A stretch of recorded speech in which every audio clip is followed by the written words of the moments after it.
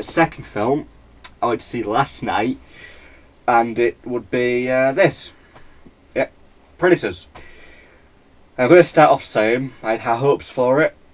I was looking forward to it because I've seen the first two Predator films, really good films, and I was very disappointed by Predators. In fact, I was more than just disappointed. I was just downright disappointed. At the end of the day, the film itself was really disappointing. Where to begin? The plot. Well, for start of the plot. The plot itself was really weak. There were holes all over. There was stuff that wasn't explained, things that made no sense. The opening for a start, the way it opened was really confusing. Alright, spoiler alert, if anybody hasn't seen the film, don't watch any further.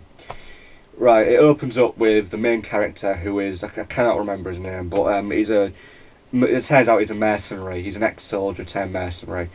It starts out with him free falling through the sky, parachute strapped to him, no memory or anything.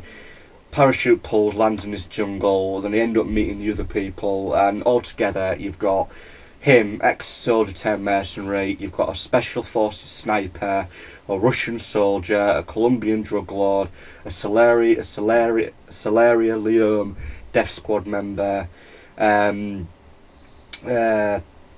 a Japanese triad guy, a convict who's been in prison, going to be executed in 2 days, and a surgeon.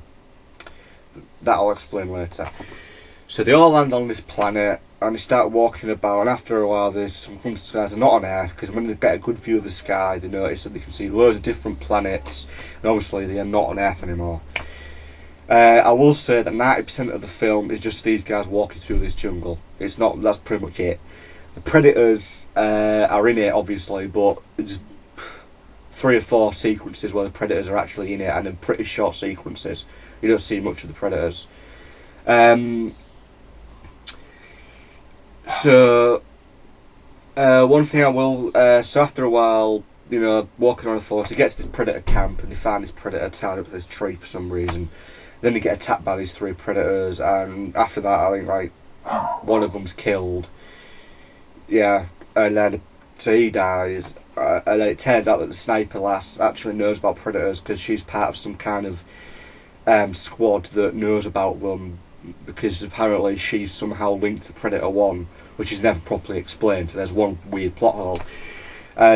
Once they've got away from these Predators, they find this guy, who I can't remember his name, but he's the actor who plays Morpheus in The Matrix, and he suddenly shows up wearing Predator gear, his uncloaks, he's got the mask, he's got some weird weapon thing, and basically it turns out that he's been on this planet for 10 years. He's not explained anything to do with his backstory. You don't know anything about him. All you know is he's been on this planet for 10 years. He's been surviving. He's managed to kill a few predators, got some of the stuff. He's living in this ship. It's not explained what this ship is, how it got there, who owned it, anything like that. It's just a ship that crash landed on the planet. He's been living there.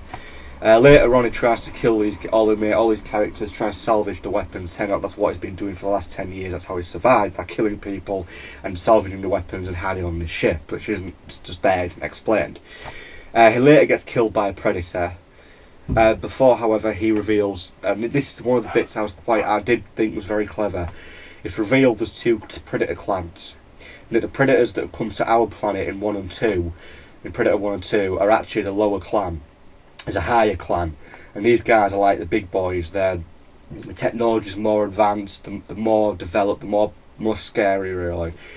And they're called Berserker Predators. Later on, with a battle between one of these Berserker Predators and the classic Predator from 1 and 2, the Berserker Predator's mask gets knocked off, and its mask is different, it's different design. It's a bit hard to describe, you've got to look at it to understand. Basically, Berserker Predators, the mandibles are bigger, their eyes are red, and the face is more muscular in a sense. And that's the difference. And plus the technology is more advanced. If you watch the film, you'll see what I mean. It's more advanced. The only other good bit I liked was the Japanese triad guy has a big, he has a samurai sword and he has a big sword fight this with the Predator. It was really well. That scene was really well done. I'll give it that. And both him and the Predator end up killing each other in the fight. So those are the only two bits that I liked. It then goes on, and it gets this later bit, and well, long story short, they try and go on this Predator ship they find, but it gets blown up by this Berserker Predator. Then they find out that this. Then it turns out that the Sergeant guy, who is still alive by the way, it turns out he's actually some kind of killer. And he announces that he likes his planet and that it suits him. Despite the fact he's got no combat training, no survival experience, all he's got is a little scalpel. Apparently he's some killer, and he's going to be fine. He'll survive on his planet with no training, the only weapon, a small little knife. Somehow he will survive. Anyway, long story short, he gets killed by the mercenary guy, and the film ends with the sniper lass and the mercenary guy sat there, watching more cages with creatures in and more people being dropped onto the planet via parachute. And then this guy's saying, right, now it's trying to find a way off this planet. So, in short, I was very disappointed, mainly because it's a weak plot. For starters, it's not explained how the Predators take you off Earth and even transport you to the planet then dump you on there. You barely even see the Predators. You probably see them 3 or 4 times and it's very, very short scenes. There's 2 of the scenes where these weird alien creature things show up that Predators used to hunt people with. But apart from that is mainly 90% of these guys walking through a forest and talking and trying to find about each other's pasts. So I was pretty disappointed with the film. So I'm going to give it 2 out of 10. So that's my review. This is Triple O Firestorm signing off. Peace out.